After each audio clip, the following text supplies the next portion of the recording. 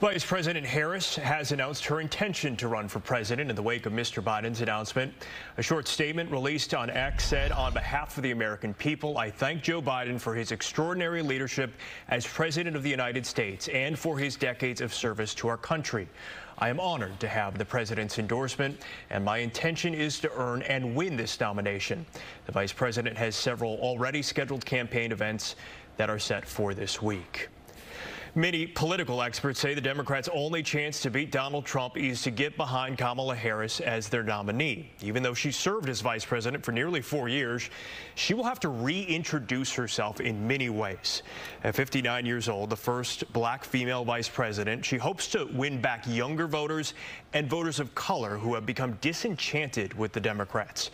A former prosecutor, if she is the nominee, it will be up to her to make the case against Donald Trump.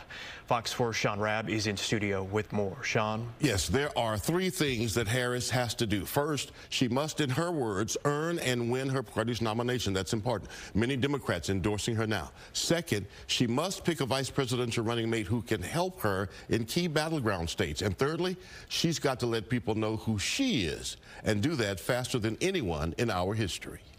We have never gotten this close to a presidential election and to the major party national conventions and lost a candidate that then had to be replaced.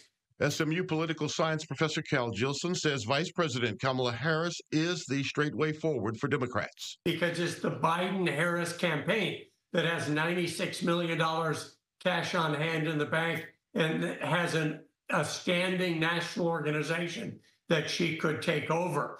Anything other than that is more chaos. A national organization that has to shift strategy from President Joe Biden battling former President Trump to maybe Vice President Harris should she get her party's nomination.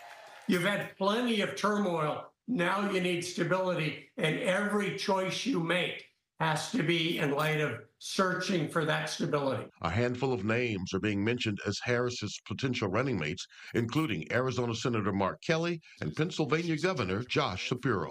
He's just new in his gubernatorial term in Pennsylvania, so that would be kind of light on experience if you had Kamala Harris and Josh Shapiro. People also talk a little bit about Roy Cooper, Democrat of North Carolina, because North Carolina could be in play if the Democrats can steady themselves and get into a regular campaign. Michigan's Gretchen Whitmer has also been mentioned.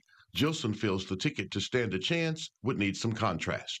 I think probably a male candidate, a governor with executive experience, someone with a little experience that Democrats know, because the concern about Kamala Harris is that she contested for the nomination in 2020. It was a bad campaign, a lot of staff turmoil. She left that campaign before any votes were cast.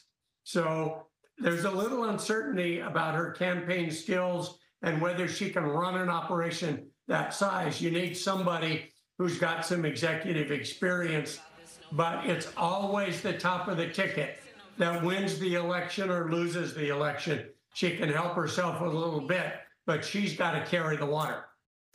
And getting some help to carry that water tonight, close to $28 million pouring into Act Blue, which is an online Democratic donor platform, in the hours after Mr. Biden announced he'd no longer seek re-election. That's the good news for Democrats and Kamala Harris if she becomes the nominee. The bad news, though, if she leads the ticket, Republicans will undoubtedly go after her record in handling the border crisis, which she was briefly in charge of at the beginning of the Biden administration. And especially from Texas officials, Shaun, we've already been seeing the attacks over her handling of the border.